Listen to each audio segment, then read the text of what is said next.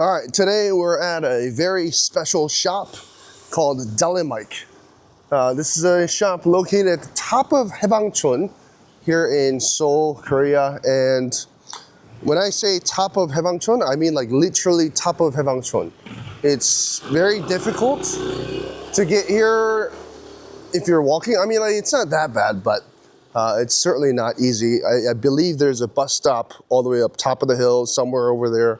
But yeah, if you plan on walking up the hill, best of luck because it's very steep. And yeah, it's, you know, walking is not my thing. Nonetheless, we are here at Deli Mike. This is the shop.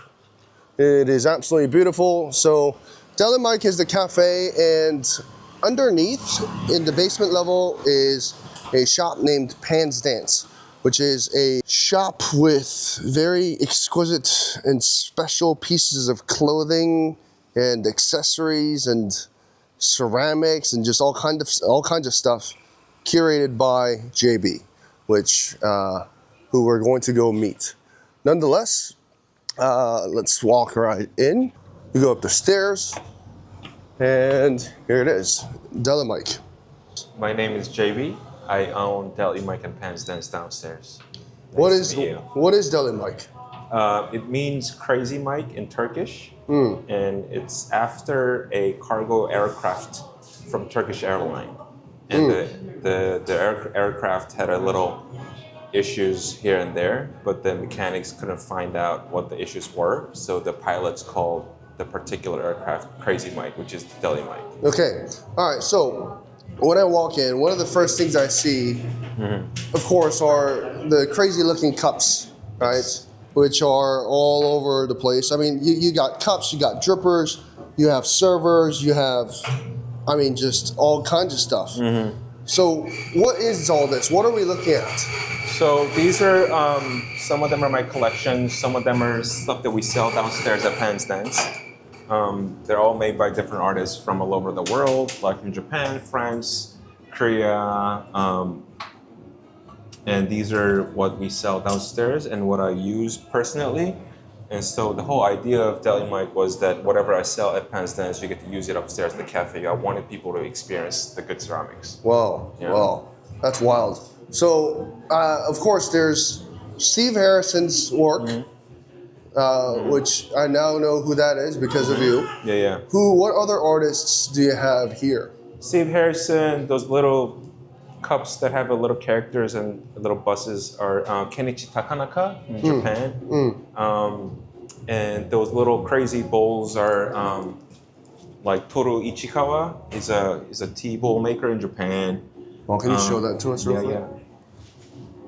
Wow, that looks wild. That's insane. And then these are Elise Getiliff. She's from France. Ryuto Fukumura. And this is Taka pottery. It's a duo. So there's a friend who there's a painter who paints, and then the guy is a potter who makes the cups. So it's a duo that works together. And yeah. What's the most expensive cup here? Steve Harrison and then Toru Ichikawa. How much would those be? I think the retail for this guy is like a little over $2,000. US dollars. US dollars. And then I think this guy is a little over maybe like $3,000-$4,000. Wow. Yeah. 3,000-4,000. You're saying guests can come in and be served with that cup? Yeah, if they want to use it, yeah, they get to use it. That's wild. That's absolutely insane. So why these cups? Why these artists? I think I just like them. There's no particular reason why I choose them. It's because, I mean, they look great. There's a good stories behind why they make these particular cups and stuff. But most importantly, I want people to use it. And so that, you know, its whole idea was I could bring out more awareness of using good ceramics to the people in Korea. Yeah. Word. So as far as coffee stuff, what kind of coffees are you serving here? And so the espresso is by this guy named Juhan. It's called Mudfoot Coffee. When is Mudfoot Coffee launching? He actually launched it. Oh. He's just making small batches out of his little small factories, and it's called areas called Hyangdong. Very cool. We're slowly vamping it up, and then for the brew coffee, we just use whatever is available at the moment that Gotcha. I like. Yeah. So it's basically any coffee that you buy yeah. that you want to serve. Yeah. Right on, right on. What about Pan Zance? Can we maybe go downstairs and you can show us around Let's go. Pan Zance a little bit? Let's go. And dude, what a location. It's What a location. it's a bit of a trip, but I want people to kind of choose our spots to be their destinations, not just walk in randomly. That's the whole idea of I like the idea of discovery. Yeah. Yeah. Hey, it's really not that bad to get here. It's Once you get used to it, it's not that bad. Yeah. Yeah. Whoa. This is wild. Welcome. What a space. What a space. Yeah, show us around. So the idea of Pan's Dance came about. It was just me and my wife who were just talking, and she thought it would be cool to open up a shop that sells what I wear and use at home. And just with that, I could put together a store together. And I thought that was kind of interesting and unique idea to run a store rather than trying to sell stuff. Yeah. It's more of a kind of introducing my personal stuff to the clients, which is a kind of different approach than other shops around here. Yeah. Yeah. So it was basically, the concept of Pan Zance was almost like a bit of a garage sale at first. It is. It's pretty much the whole idea is I was trying to turn this space into my house, my home. So I mean, my actual house doesn't look like this, but then if I could afford one, if I could have a nice house, it would look something like this. Wow. Stuff that I wear, stuff that I use, which is available upstairs. You get to use it before you buy it. Music that I listen to. Pretty much, yeah. This is kind of what I like and what I use. Wow. So everything that I sell here has a personal stories and connections with these brands and designers and artists. And that way, I get to sell or introduce these stuff to clients in a better way than just, these are just cool stuff, you should buy it. Yeah. It just has more personal touch to it. Wow. Yeah. So what are some brands that are here? Are there any pieces that are currently on display that kind of speak to you? Or do they all speak to you? I mean, they all speak to me, right? In some way or another. But this particular guy, his name is Amachi. He's from Japan, but he's actually an artist. He's not a designer. He's a sculptor and installation artist.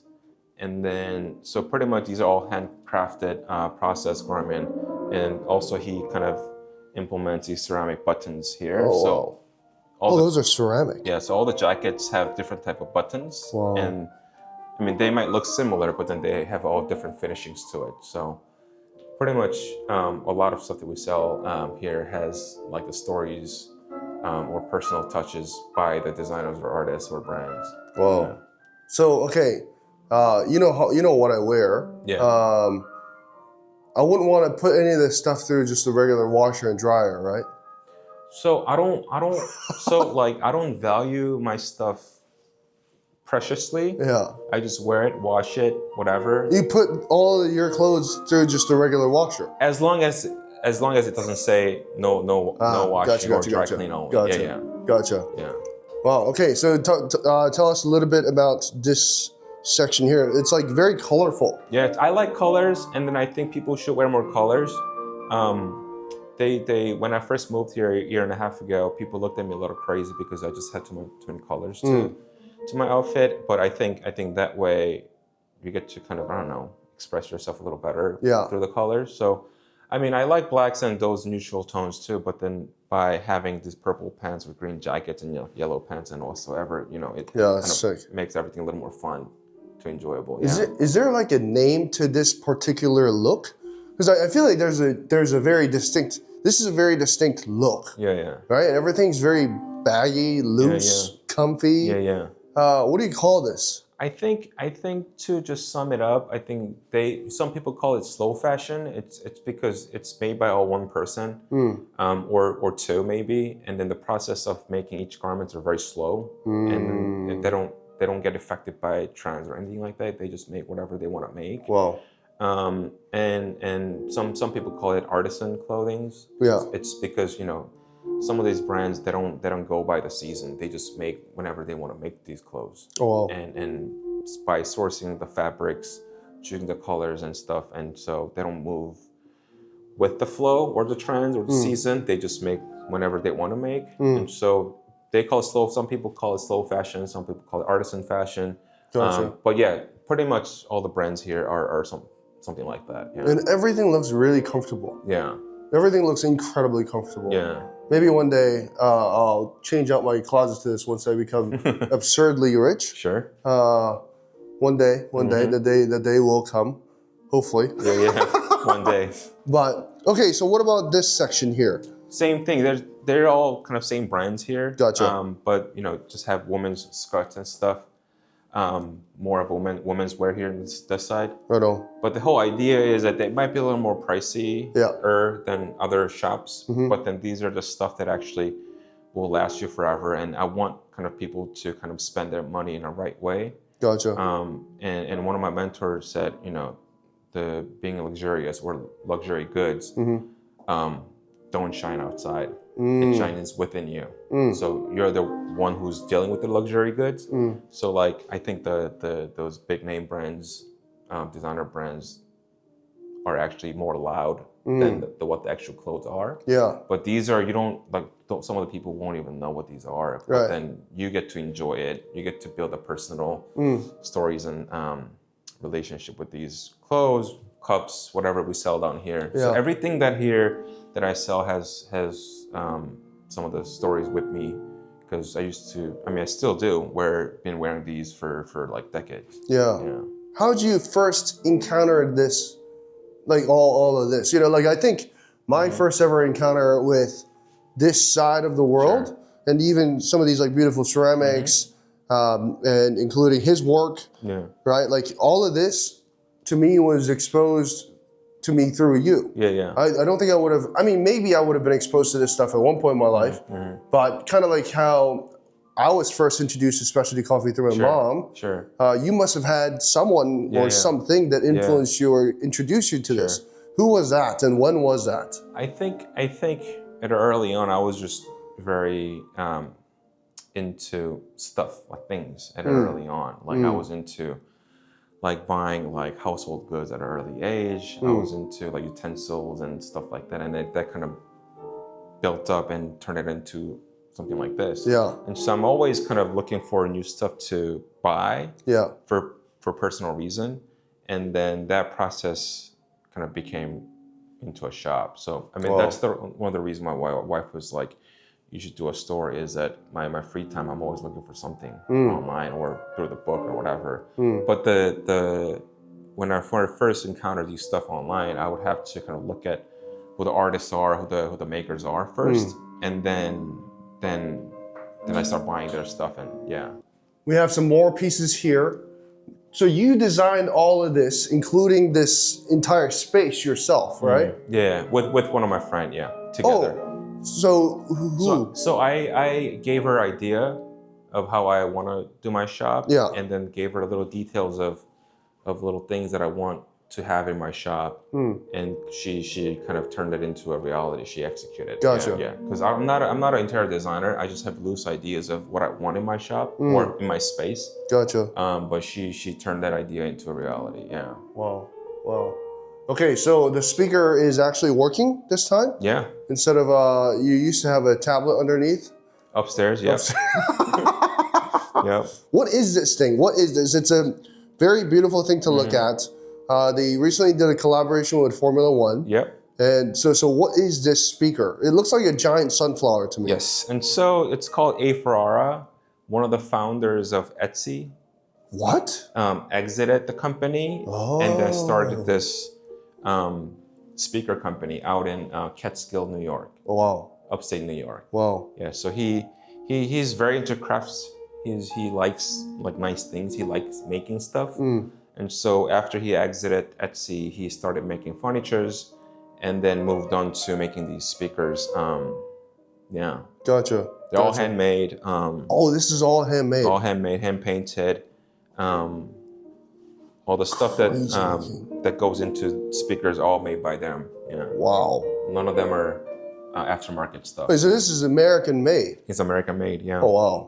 What a space. I mean, it's really like one of those places you would not expect to exist up on a top of the hill in like a half basement, right? But I mean, like even this almost looks like something out of a art museum. Right? Like what is this? I found this little guy at a flea market in Japan, Okay. and then the guy who was selling it wasn't even sure where he got it from. Oh. But I liked it, so I just bought it. Yeah. Yeah. It's very cool. Yeah, not for sale. It's mine, but he's there to protect the store So he stays outside, outside. Yeah, but he's made out of wood. What if he becomes deteriorated? that's fine. Yeah. Wow, wow. These are some more of Steve Harrison's work. And there's a book about him there. Wow. This is just like next level ceramics. Have you had a chance to meet him? Yeah, so it goes back like 2014 now, Oh, wow. where I first saw his work in Japan, Yeah. and then I couldn't afford it, so I sent him an email saying, "Hey, it's Christmas season. I'm a broke art student. Yeah. I want your work. Do you have any broken pieces that I could buy?" Oh. Yeah, like any like messed up ones. Yeah. And he actually sold me a good regular ones at a very affordable price. Yeah. And then that's my first cup that actually I use upstairs. Oh, you still have that Yeah, exact cup? Yeah. Wow.